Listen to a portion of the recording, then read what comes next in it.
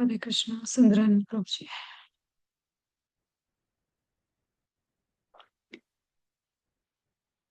Yeah, Hare Krishna, Mate. Thank you. Hare Krishna devotees, please accept my humble obeisances. All goes to Guru Maharaj and Sri Prabhupada.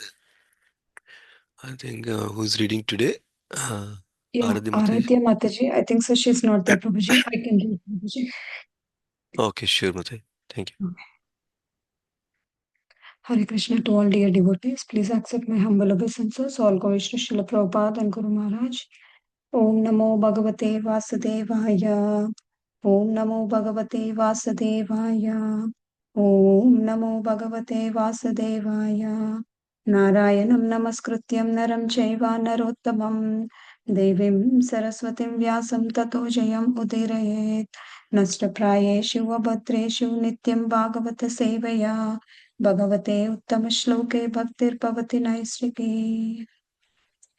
So today we are reading from Srimad Bhagavatam, Canto 8, Chapter 4, Gajendra returns to the spiritual world. Text 17. Text 17 to 24. The Supreme Personality of Godhead said, freed from all sinful reactions,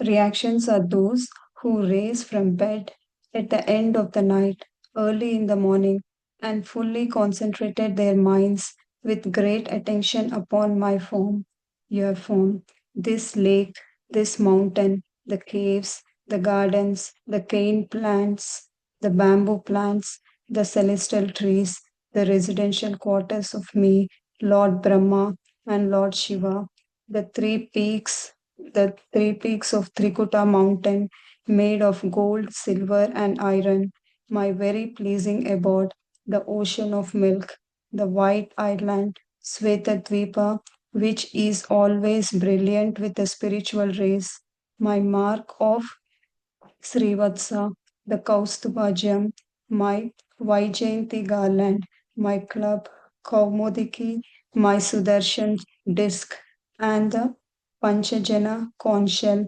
my beaver, Garuda, the king of the birds, my bed, Shesha, Naga, my expansion of energy, the goddess of fortune, the Lord Brahma, Narada Muni, Lord Shiva, Prahalad, my incarnations like Matsya, Kurma, and Varaha, my unlimited all auspicious activities, which held pity to the to be pity to he who hear them, the sun, the moon, fire, the mantra, Omkara, the absolute truth, the total material energy, the cows and brahmanas, devotional service, the wives of Soma and Kashyapa, who are all the daughters of King Daksha, the river Ganges, Saraswati, Nanda and Yamuna, Kalindi, the elephant, Airavati, Dhruva Maharaj, the seven rishis, and the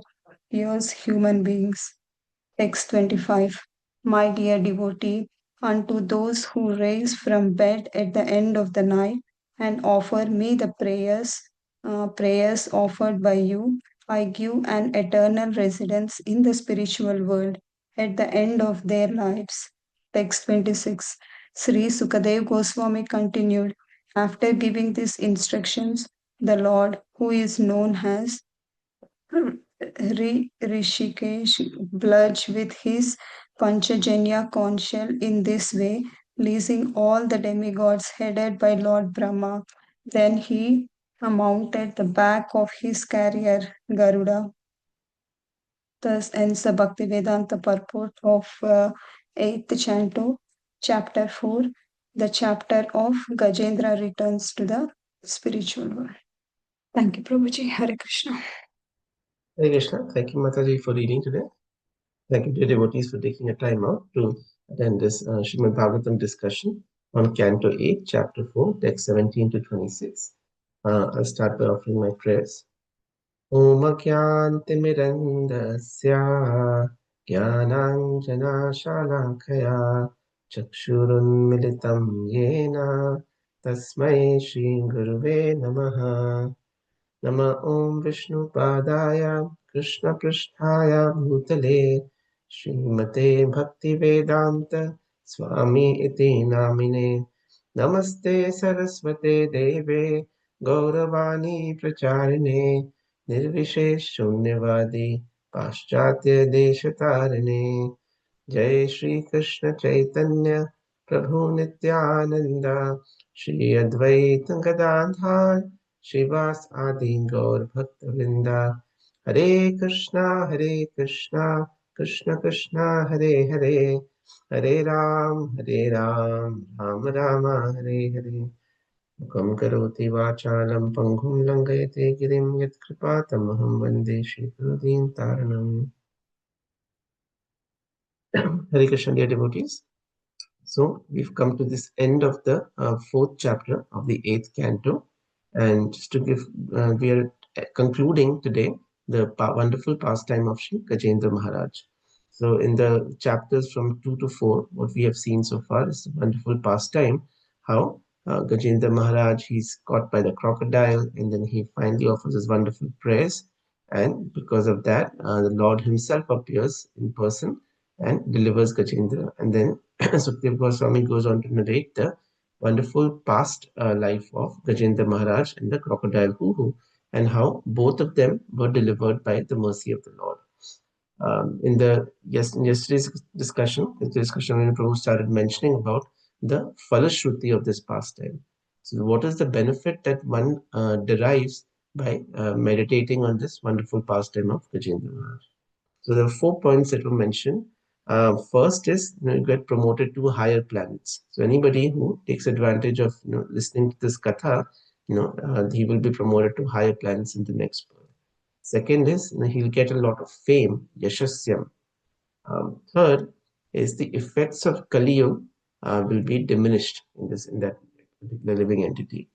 And the fourth is dhuhuswapna nashanam, that the bad dreams, or somebody is having bad thoughts that's coming to the mind and they cannot get rid of nightmares, if they constantly listen to this pastime, they'll be free of this bad dreams. For us, most importantly, the third point, that is, we'll be free from the effects of Kali Yuga. By constant remembrance of the Lord, we can be delivered, and in that process achieve Krishna brain. And that is what the Lord is highlighting on today. These verses are actually, unfortunately, Srila Prabhupada doesn't have any purports on the section from today. So, I'll do my best to discuss these things, and I'll start with this first point. So, in 17 to 24, the Lord starts off with the point that freed from all sinful reactions are those who rise from bed at the end of night, early in the morning. So, the first point that the Lord is making over here is what pleases Him. He's telling us directly is, one is those devotees who rise up early in the morning, which we very well know is the time of Brahma Muhurta. Now, there's a lot of importance of Brahma Muhurta that we understand. One, we're directly hearing from the Lord. This is His desire that those people who really wish to attain me and be free from all sinful reactions should arise in that particular time. This is also a very important instruction by our founder Acharya, His Divine Grace Srila Prabhupada. He often, when visiting temples in different parts of the world, used to inquire about how people were doing, what the morning program, were they attending or not, because he had once made a statement that if you're not waking up in the morning and attending the morning program, then you are not serious about bhakti. So it is very, very important instruction from Srila Prabhupada himself that we should try and rise early in the morning in the Brahma Muhurta. Now, certain important other aspects of Brahma Muhurta, even if you look at from a material aspect, um, there are, and this was something that I'd learned when I was in high school. We were being discussed about the effects of, or the benefits of rising early, and even the material world. It is said that if you want to achieve any material qualifications, you should rise early. There are certain brain waves that we have when we sleep, and there's an entire subject of medicine dedicated to this called sleep medicine. So in sleep medicine, we see that we analyze different waves that go on in the brain by a machine called the EEG. And that machine, we see that when a person's sleeping, he has two kinds of wave, the delta wave and the theta wave, based on deep sleep and light sleep. And then as the person arouses, transitions from the theta wave into what's called the alpha wave. The alpha wave is a state of awakeness where the mind is calm, but it is still awake. And it is said to be that in that state, the subconscious is very active because the mind itself is not in a very passionate sense. And then it goes on to go into the beta wave, and the mind becomes very active and does a lot of engages in a lot of activities. So, in spiritual life or in acts of spirituality where you do meditation, this state of being in the alpha wave is very important. It makes it very easy for you to focus your mind to achieve something. So, in the morning time, in the Brahma Muhurta time, when the person is just awakening, this state of mind or these alpha waves are very prominent. So, becomes very easy for us to try and focus on chanting the names of the Lord and remembering the pastimes of the Lord. So that is also it's a reason where materially it is very conducive for us to rise in the Brahma Muhurta to focus on this. Another reason, we see materially, we see the management principle that, if there are if you have a rock and a pebble and sand and water and you have to fit all of those in a jar, the first thing you should do is put the rock first. And then you can start putting the other elements, the pebbles and the sand and the water, so that you can manage your time accordingly. And the rock is in our day-to-day life, it is what is most important to us. So what is most important to us in our spiritual life really is remembering Krishna, is chanting the names of Krishna. So that is why it is most important that when we rise up early in the morning, the first thing we do before we get engaged in our other mundane activities is to put this big rock of chanting the Hare Krishna mantra in our jar of day-to-day activities. Another reason, because our concentration is very apt in the morning time, in the Brahma Muhurta time, when we chant, we can actually, complete our rounds well. You can actually do our rounds. His Mowgli Prabhu describes that as the time of the day goes on, becomes later in the morning, afternoon, evening, and I'm sure we've all had experience about this in uh, different degrees, that our rounds become more and more difficult because the mind is more exhausted, it easily wanders, the body is physically more exhausted. So from rounds, we start doing triangles, and then we start doing squares, and then we start doing hyperbola and then parabola, and you're chanting and your mind is everywhere, lost completely. So you're not able to not able to do your seva of chanting very nicely, and not able to offer pure names to the Lord. And the last point, again, I heard from Moglila Prabhu that Krishna, he used to like when he was in Vrindavan and he used to wake up, first thing he used to like go and, look at where the butter is, the makhan is. This is one of the daily morning activities. He used to go because the night before only, the Gopas used to mark the house of which Gopi they're going to target next, which for stealing the butter. So Krishna used to wake up and he used to like the makhan that was freshly made in the morning. The gopis used to wake up early in the morning, milk the cows. They used to make the butter, and that butter which was freshly made in the morning, was very attractive to Lord Krishna. So similarly, when we wake up in the morning, our hearts, our minds are very fresh. And with that fresh mind, we can concentrate well and offer fresh, pure names of the Lord for His pleasure. And that is what attracts Lord Krishna most. So that is why these are wonderful some reasons that I could think of why we can try to reinforce, although we've heard so many times, that waking up and chanting and remembering the Lord in the time of Brahma Murta is very significant. Now, moving on to the next point. So again, like I said, that there's no purport to our discussion today, and there's very limited text available. So I was contemplating on how I can serve the devotees. One way I could remember is what I'm going to do, since in this particular shloka that the Lord is himself emphasizing.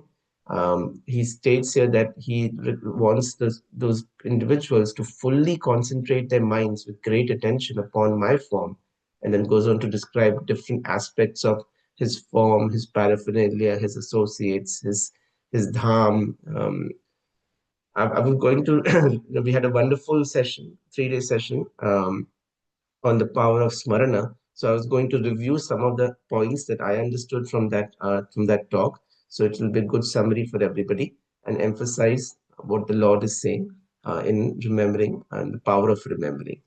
So when his case Haripasha Prabhu discusses the power of smarana, he starts off with reminding us that one of the most important injunctions given by Srila Rupa Goswami for us is always remember Krishna and never forget Krishna.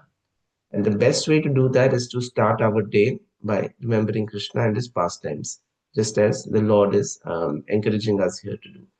So when Haripasha Prabhu said that, he also gave us some grace when, because it is not possible for us to always remember Krishna. So he emphasized that the word always means at least once in a day.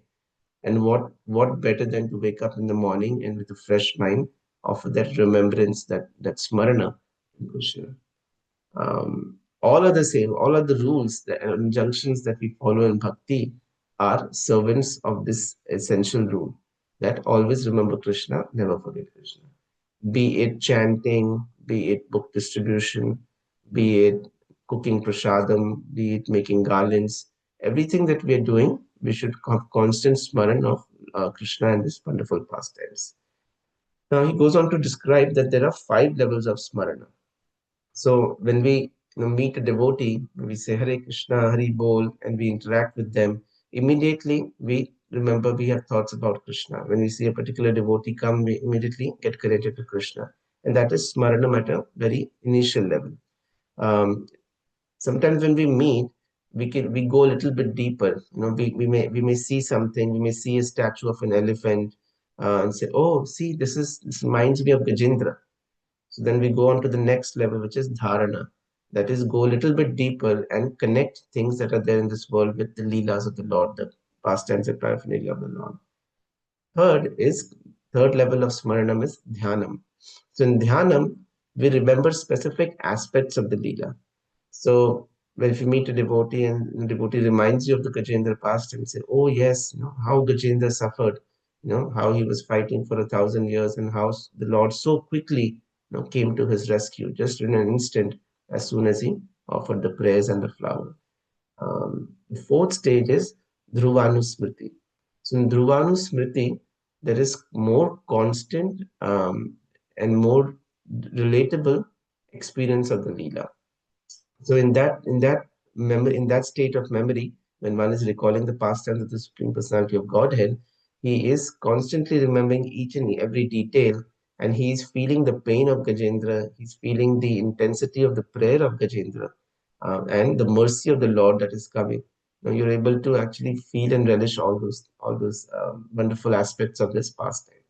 And in the last stage of samadhi, you are completely disconnected from the external world. In the external consciousness, you appear, for the practical part, almost dead because you're so much absorbed into that lila, so much absorbed in that remembrance of the pastime of the Lord that you are completely immersed into the pastime. So you don't have any understanding of what is going on in the external world. So in this fashion, we can remember this lila, this instruction that the Lord is giving us to fully concentrate our minds on the different aspects of the Lord, His dham, His lila, by going either into smaran, dharan, deeper into dhyanam, more deeper into dhruvanusmriti, and in the end, we want to perfect our spiritual life by achieving samadhi, or that is entering into that deep state of remembrance that even when we have time to leave our body, we have this intense mode of remembrance or separation from Krishna.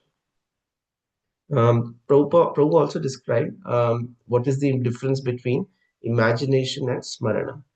So, because we can start having mental concoctions and having our own idea of different leelas of the Lord or different details or aspects of those leelas. But Prabhu described that the idea of smarana is it is to be done in the attitude of devotional service, sevan unmukha adi. That we have to have this service that when we remember Krishna, we are remembering for the pleasure of Krishna and his devotees. So in that mood, when we remember and offer our smarana to them, and that becomes pure smarana. Otherwise, when we just concoct things and think about things just for fun or for our own entertainment, then that is just imagination. That is not giving us any benefit of the devotional activity of smarana. The way smarana is relished is by actually hearing from pure devotees. Because when the Lord is describing or instructing us to remember this pastime, the only way we could have remembered this pastime is when we know about the pastime, when we hear about the pastime. Maybe we hear a wonderful lecture by a devotee who tells us these the mood of Gajendra, the unfortunate position of the crocodile. So when we hear about these pastimes, when we read about these pastimes through Shravanam, we develop an inclination to learn more about them, to know more about them, and to hear about them more and more. And once we do that, we're able to form this sort of image in our mind and connect with these pastimes better. So the way to reinforce our smaranam is through daily nourishing and hearing. The power of smaranam, Prabhu described is so strong that that this particular, like, even this lila, can be remembered in all stages of life. So he describes how smarana can be done in the garbha.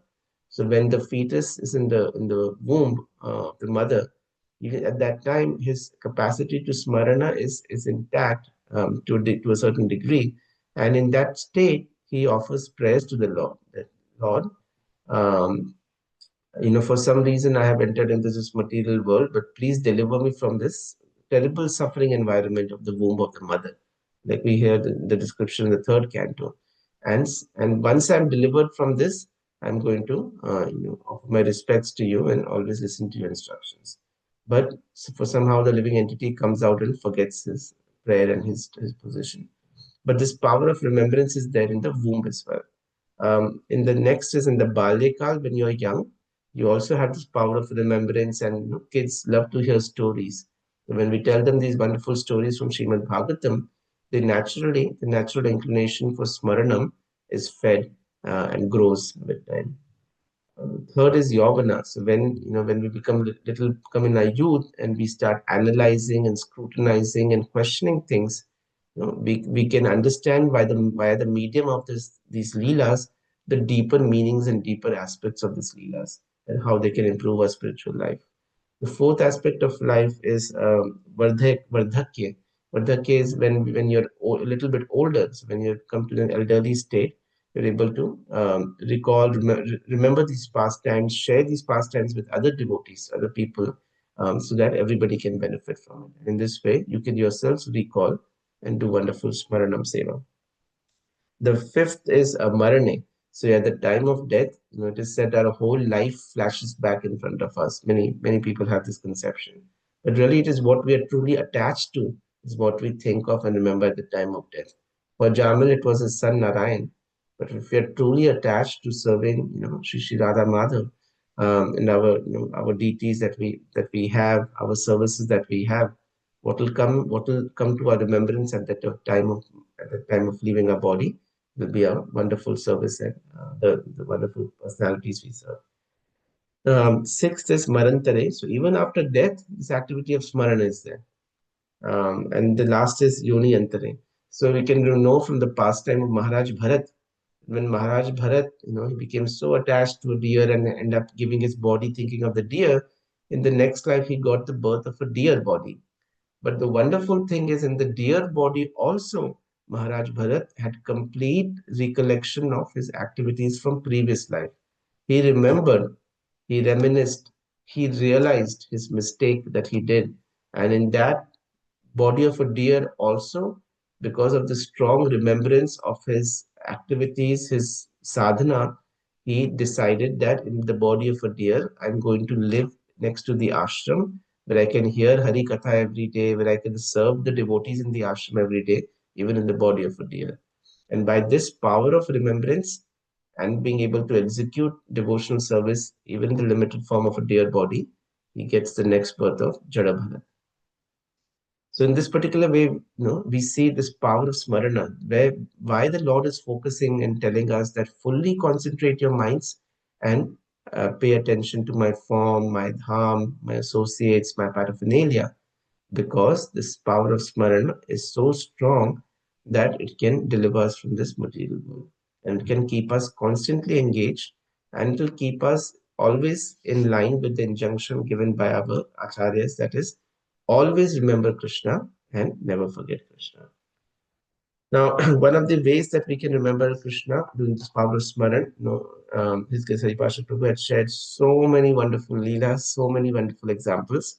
One of them which summarize remembering the different aspects of the Lord, like the Lord is describing in the shloka, about remembering His Rupa, Guna, His Leela, His Naam.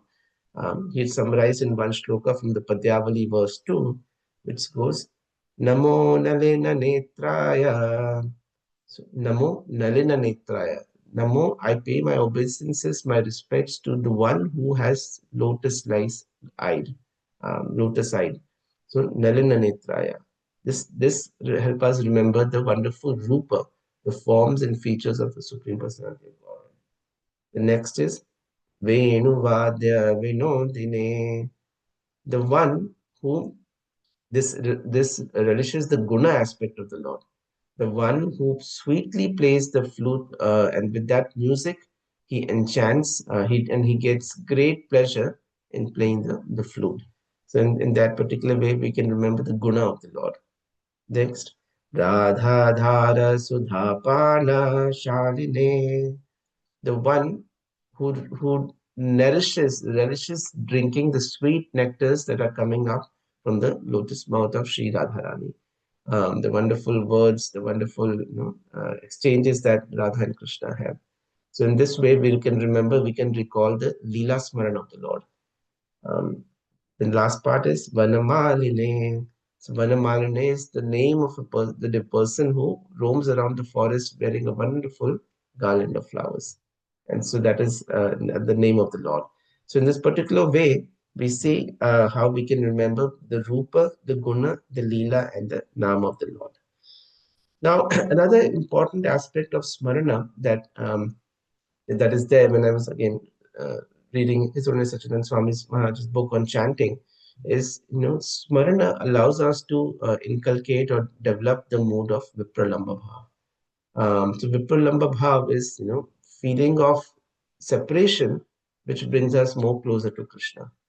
So in this regard, His Holiness Sachidanand Maharaj, he shares a wonderful story of the power of remembrance, of a power of absorption. So there was once a saint who was sitting in the forest, and he was doing a particular meditation that he does it at night time. So it was a full moon night. It was very cool, breezy environment in the forest. It was dark, and he was sitting and trying to focus on chanting this mantra that was part of his meditation practice.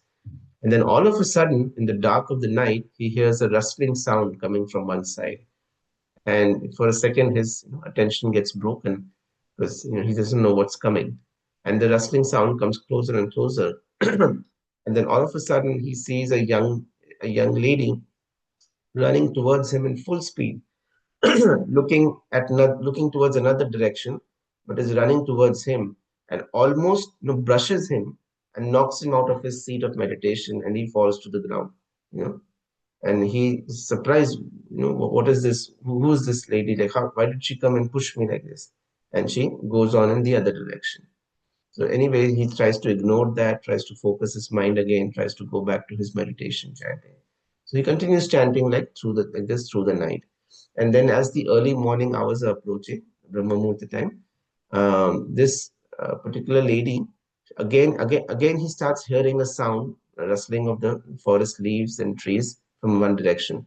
And that then he pays attention to that, and then his attention gets broken, meditation gets broken, and he sees all of a sudden this same lady is coming back towards him from that direction. But this time she's more calm, she's relaxed, she sees him, she actually offers pranam to him, says, Pranam, Sadhuji, please accept my obeisances.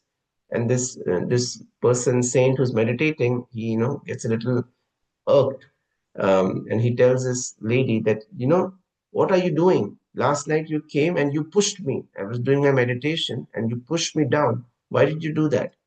And this Mataji, she, respectfully says, no, I'm so sorry. I didn't even know I saw you yesterday, or I went crossed your path yesterday. I had no idea. And so the sadhu says, how come you had no idea? You were running so fast and you pushed me, and how come you didn't know?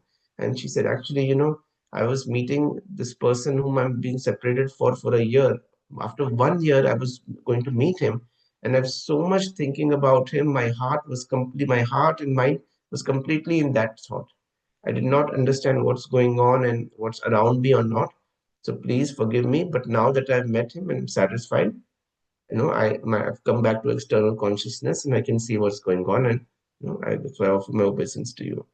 So saying that, this Mataji left that place. So then that saint realized that because of her intensity of separation from her interest of object of love, she was so much absorbed into that consciousness that she felt so close to him that she couldn't realize anything that's outside. If only my meditation was so powerful and so focused on my object of love, Sri Krishna, then I would have also been, unaware of the external environment and not been disturbed by this lady. In a similar example, I remember when Sri Narad Muni gives the instruction to Valmiki Rishi, to chant the names of Ram, and he starts by chanting Mara Mara, and that changes into Ram. He's so absorbed in chanting the names of Ram that an anthill forms over him, and that's why he got the name Valmiki. And with that, his concentration is not broken despite that. Some saint comes and asks him to come out.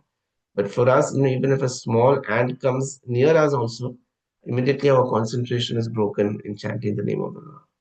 But this is the power of remembrance, and this through this aspect of remembrance, Sachidanand Maharaj was sharing the power of Vipralamba Bhav.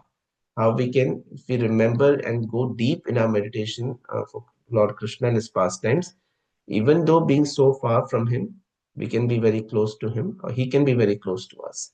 And he's very attracted by this. And that is why, Lord instructs us so wonderfully in this section to remember him and all his wonderful pastimes. In the next two shlokas, the Lord basically finishes the Leela.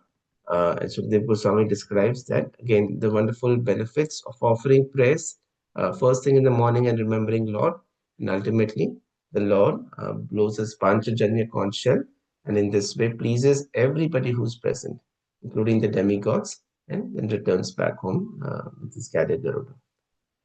Yes. Again, thank you, dear devotees. I'm sorry there was not much purport to share for today, but I just wanted to serve you in this way. Please forgive me if I made any offenses.